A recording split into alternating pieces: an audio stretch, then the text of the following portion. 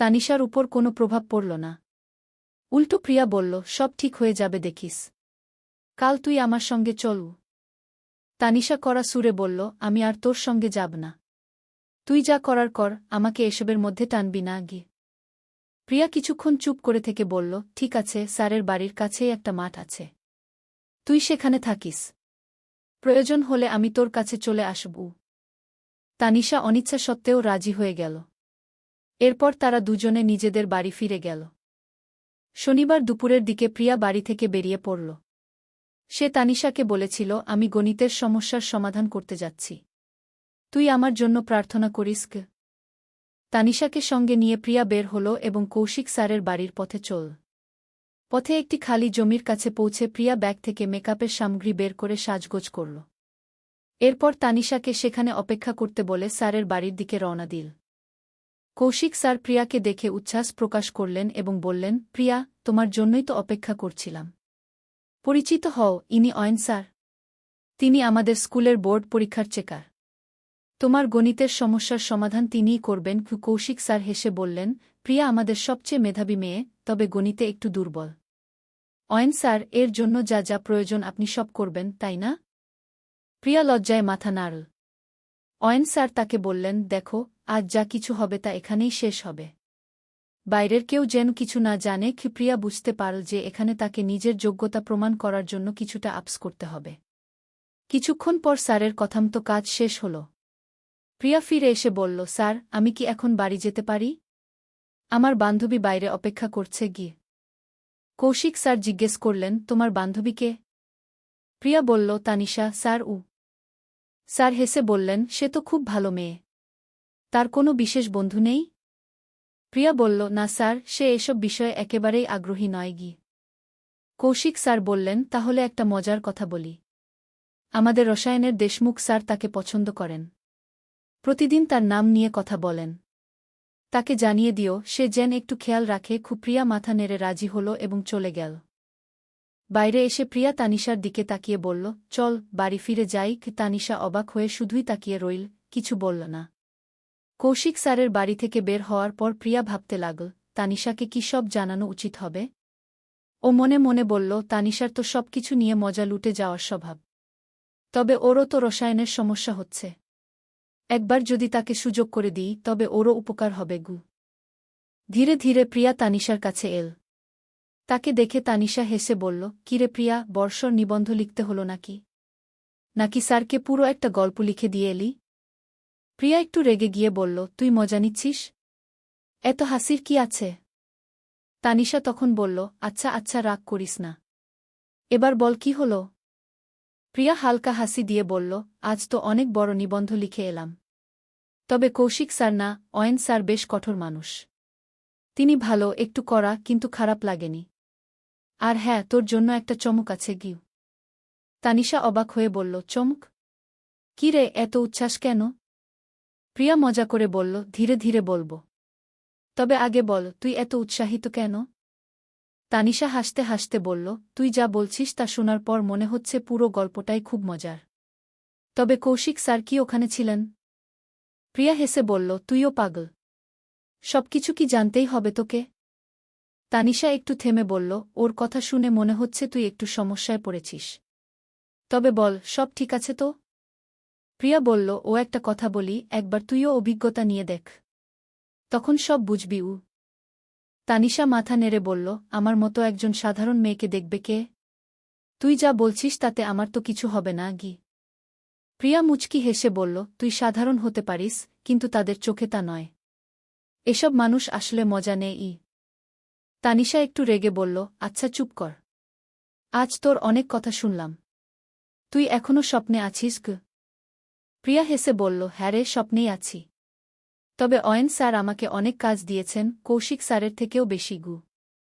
তানিশা বলল, তাহলে তো এবার তুই 12 শ্রেণী পার করেই যাবি। তানিশা একটু চিন্তিত মুখে বলল, প্রিয়া, তুই বলছিস তুই সহজে পাস করে যাবি।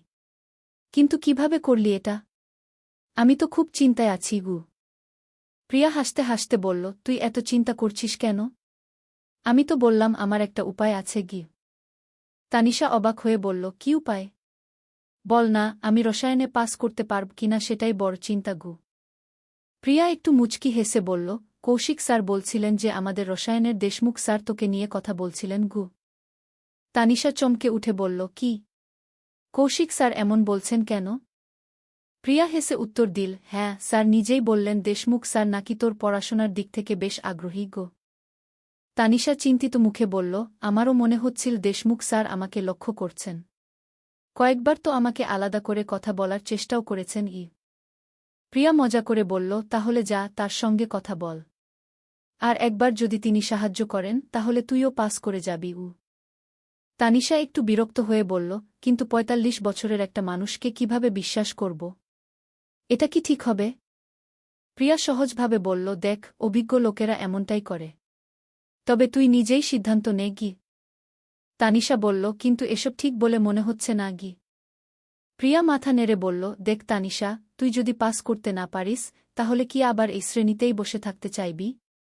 বাড়িতে কত চাপ পড়বে সেটা ভেবে দেখু। তানিশা বলল, ঠিকই বলেছিস। বাড়ির লোকেরা এত কষ্ট করে পড়াচ্ছে, যদি পাস না করতে পারি খুব সমস্যা হবে গু। প্রিয়া হেসে বলল, তাহলে এবার সিদ্ধান্ত নিয়ে ফেলগু। তানিশা একটু ভেবে বলল, ঠিক আছে। তবে আমার চিন্তা একটাই, যদি উনি পরে অন্য কাউকে এসব বলেন? প্রিয়া হেসে বলল, আরে দেশমুখ স্যার নিজে দুধে ধোয়া তুলসী পাতা নন। ফিজিক্সের শিবানী ম্যাডামের সঙ্গে কতবার ল্যাবে দেখা গেছে তাকে। তুই ভাবিস না আমি জানি কিভাবে এসব সামলাতে হয় গু। তানিশা বলল, কি বলছিস প্রিয়া?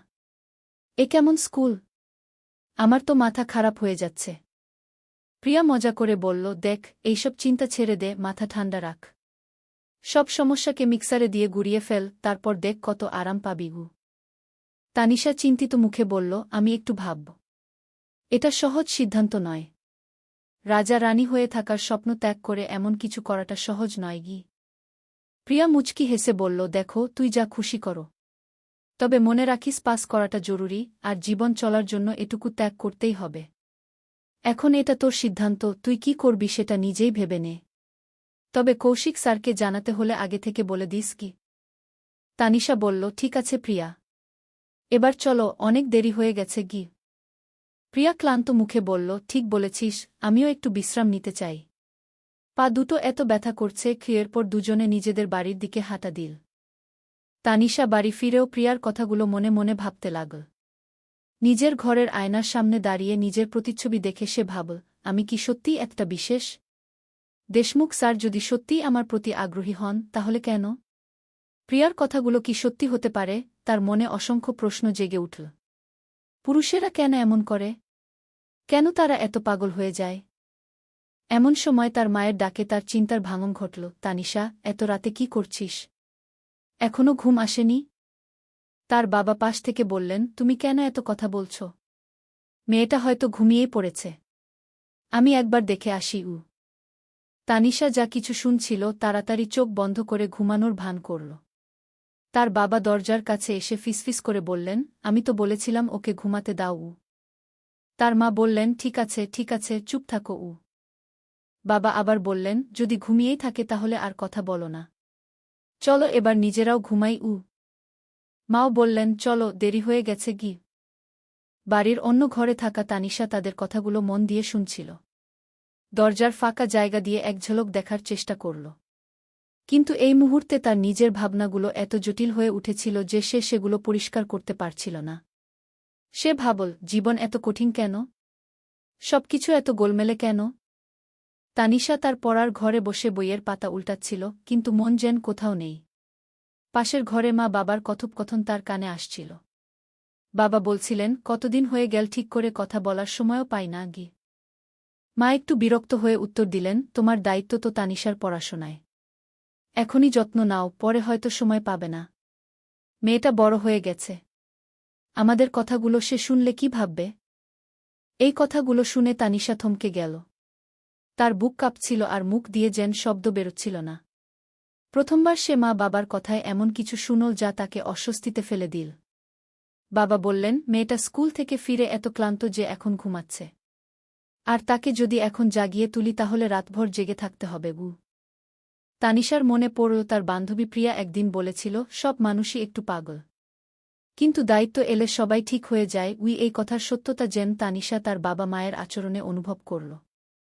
বাবা আবার বললেন, তানিশা 12 শ্রেণী পাস করলেই তার বিয়ের কথা ভাবব। তারপর আমাদের একটা বড় দায়িত্ব শেষ হবে গু। এই কথা শুনে তানিশার মনে চাপা দুশ্চিন্তা জমা হতে থাকল। তার জন্য পড়াশোনা খুব গুরুত্বপূর্ণ। তার বাবা জমিদারের কাছ থেকে ধার নিয়ে তাকে পড়াচ্ছেন। 12 শ্রেণী পাস না করলে কি হবে? সেই চিন্তায় তানিশার রাতে ঘুম এল না। নতুন সকাল ও নতুন সিদ্ধান্ত। পরদিন সকালে স্কুল যাওয়ার পথে প্রিয়ার সঙ্গে দেখা হল। তানিশা বলল, সকালবেলা বাবা মা কথা বলছিলেন যদি আমি 12 শ্রেণী পাস করি তাহলে আমার বিয়ে দিয়ে দায়িত্ব শেষ করবেন গো। প্রিয়া হেসে বলল, এটা তো ভালো কথা। পড়াশোনা শেষ করো আর বিয়ের পর নিশ্চিন্ত থাকো গো। কিন্তু তানিশা বিরক্ত হয়ে বলল, ভালো কি? আমার তো কেমিস্ট্রির ভয় লাগছে। এই বিষয়টা পাস করা আমার কাছে এক দুঃস্বপ্নের মতো। তানিশা জানো তাকে কঠিন পরিশ্রম করতে হবে।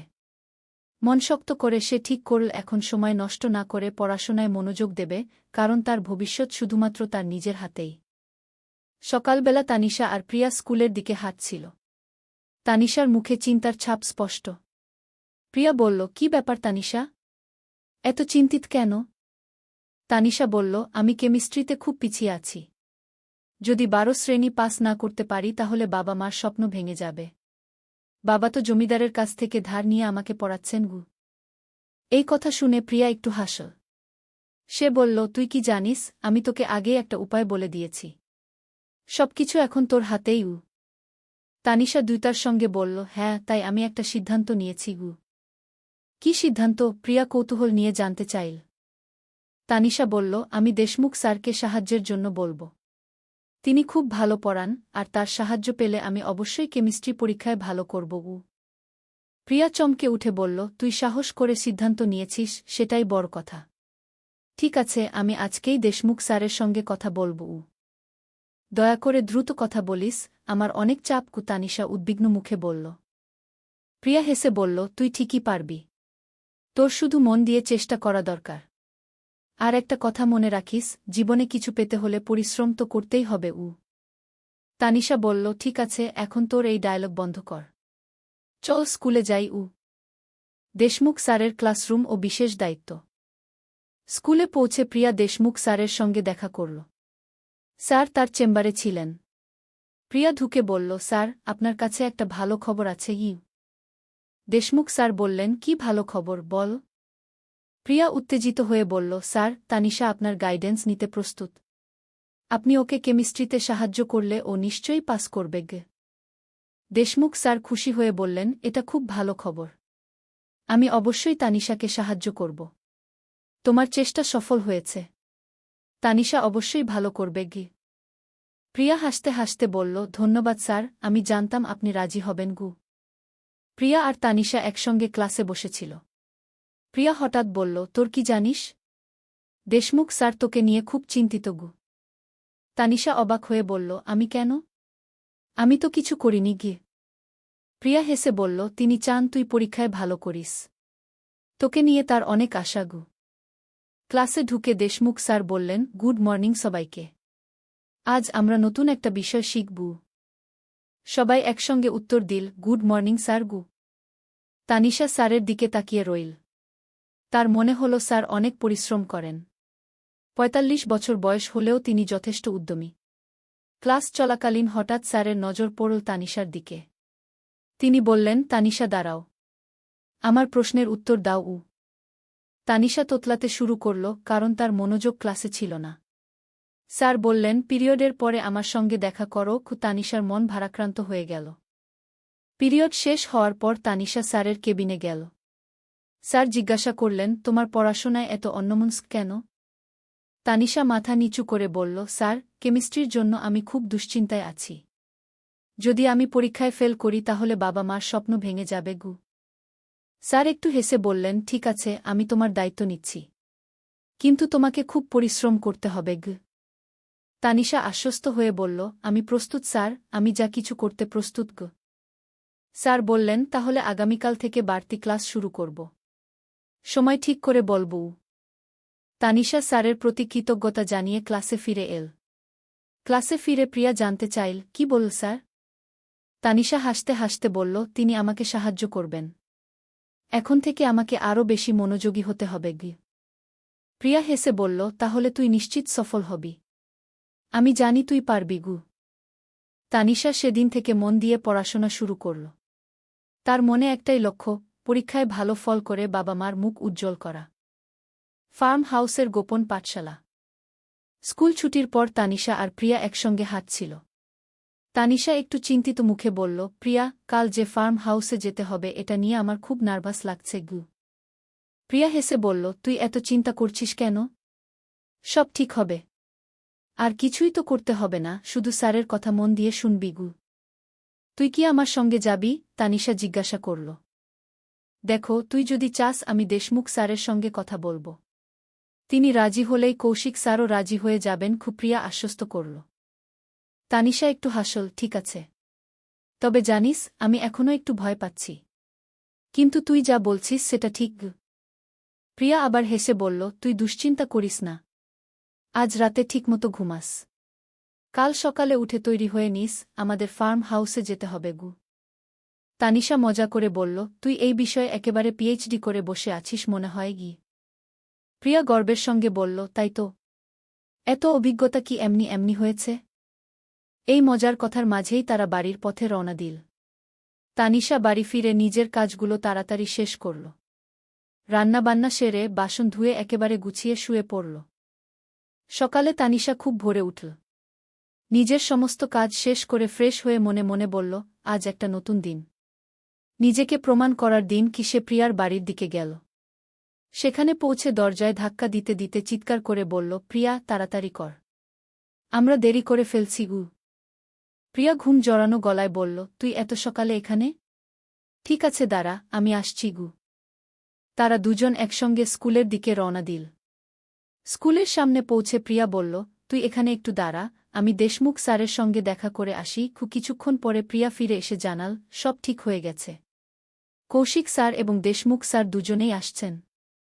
কৌশিক স্যার, দেশমুখ স্যার আর প্রিয়া গাড়িতে উঠল। কিছুক্ষণ পর তারা তানিশার কাছে পৌঁছাল। সবার সঙ্গে তানিশাও গাড়িতে উঠল। তাদের গন্তব্য ছিল গ্রামের বাইরে থাকা এক শান্ত ফার্ম হাউস। ফার্ম হাউসে পৌঁছে দেশমুখ স্যার আর প্রিয়া একটি আলাদা ঘরে গেলেন। তানিশা আর কৌশিক স্যার একটি রুমে বসে পড়াশোনা নিয়ে আলোচনা শুরু করলেন। কিছুক্ষণ পর দেশমুখ স্যার তানিশাকে নিয়ে অন্য একটি ঘরে ঢুকলেন। ঘরে ঢুকে তানিশা চারপাশটা দেখল। মেঝেতে নরম কার্পেট, জানালা দিয়ে আসা হালকা বাতাস, সবকিছু যেন স্বপ্নের মতো মনে হচ্ছিল। নিজের ভেতরে একটু নার্ভাস অনুভব করছিল তানিশা। ভাবছিল, পরীক্ষায় পাস করার জন্য আমি যে সিদ্ধান্ত নিয়েছি তা কি সঠিক? আমি কি ঠিক পথে আছি? এমন সময় দেশমুখ স্যার জিজ্ঞাসা করলেন, তানিশা, তুমি কি একটু ভয় পাচ্ছ? তানিশা সৎভাবে উত্তর দিল, হ্যাঁ স্যার, একটু তো লাগছেই গু। দেশমুখ স্যার হেসে বললেন, দেখো, ভয়ের কিছু নেই। আমি তোমাকে সাহায্য করার জন্যই এখানে এসেছি। তুমি মন দিয়ে পড়াশোনা করো, বাকিটা আমি দেখব গু। তানিশা কিছুটা শান্ত হল। সে জিজ্ঞাসা করল, স্যার, আপনি কি নিশ্চিত আমি পাস করতে পারব? দেশমুখ স্যার দুভাবে বললেন, হ্যাঁ, আমি প্রতিশ্রুতি দিচ্ছি যে তোমার পাস করা আমার দায়িত্ব। তবে একটা কথা মনে রাখবে, পরিশ্রম ছাড়া কোনো কিছুর ফল পাওয়া যায় না। তাই মনোযোগ দিয়ে কাজ করো। তানিশা মাথা নেড়ে সম্মতি জানাল। সে অনুভব করল তার ভয়ের পরিবর্তে ধীরে ধীরে আত্মবিশ্বাস বাড়ছে। ঘরটির নিরিবিলি পরিবেশে দেশমুখ স্যার পড়াশোনার পরিকল্পনা শুরু করলেন। তানিশাও মন দিয়ে তার নির্দেশ শুনতে শুরু করল। দেশমুখ স্যার তানিশার দিকে তাকিয়ে বললেন, জীবনে কোনো কিছু বিনা পরিশ্রমে পাওয়া যায় না। আজ তোমার সুযোগ এসেছে নিজেকে প্রমাণ করার। তুমি কি প্রস্তুত? তানিশা নির্বে মাথা নাড়ল। তবে তার মনের ভেতর এক ধরনের অজানা ভয় কাজ করছিল। দেশমুখ স্যার পাশে বসে তাকে আশ্বস্ত করলেন, তানিশা, মনোযোগ দাও। পরীক্ষায় ভালো ফলাফল করার জন্য এই পড়াশোনা খুব জরুরি। আমি জানি তোমার ভেতর সাহস আছে, তাই তুমি এটা করতে পারবে গু।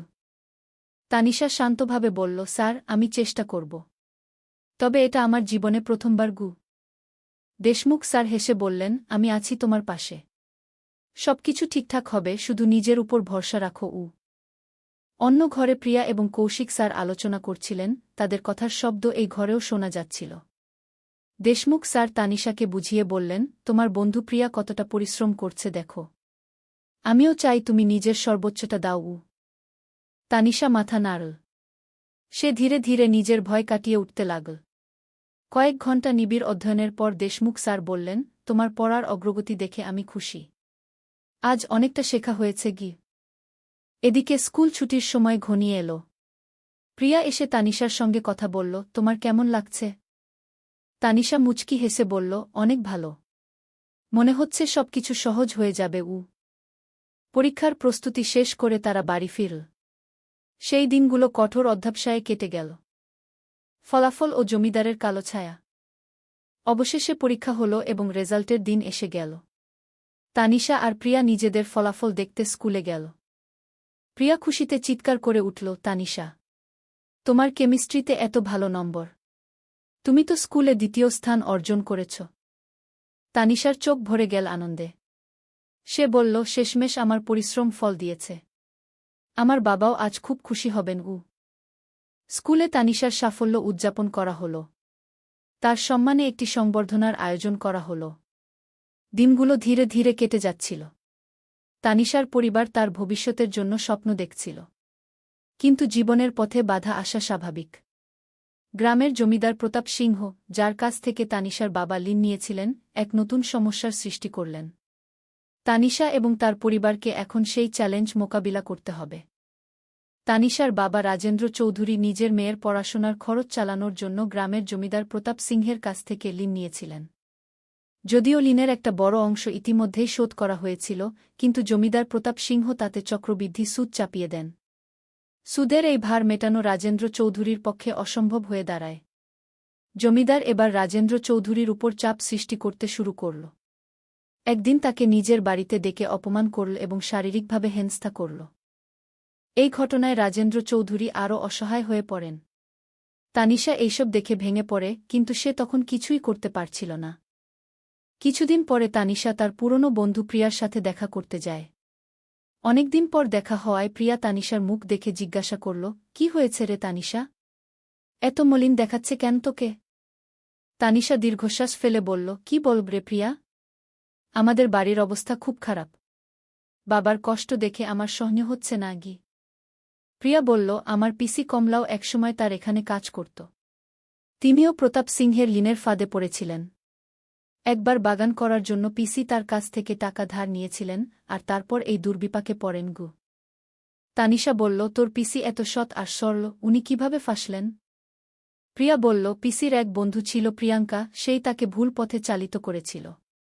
পরে সবাই তাকে একা ফেলে পালিয়ে যায়। পিসি বহু কষ্ট করে সেই অবস্থা থেকে বেরিয়ে আসেন গু। এই কথা শুনে তানিশা বলল, পুরুষদের এই সমাজ আমাদের এত সমস্যায় ফেলে দেয়। প্রিয়া, কি ভয়ঙ্কর অবস্থা আমাদের! তানিশা দীর্ঘশ্বাস ফেলে বলল, বুঝলি প্রিয়া, বাবার ঋণের চাপ আর সহ্য করতে পারছি না। আমাদের কিছু একটা করতে হবে।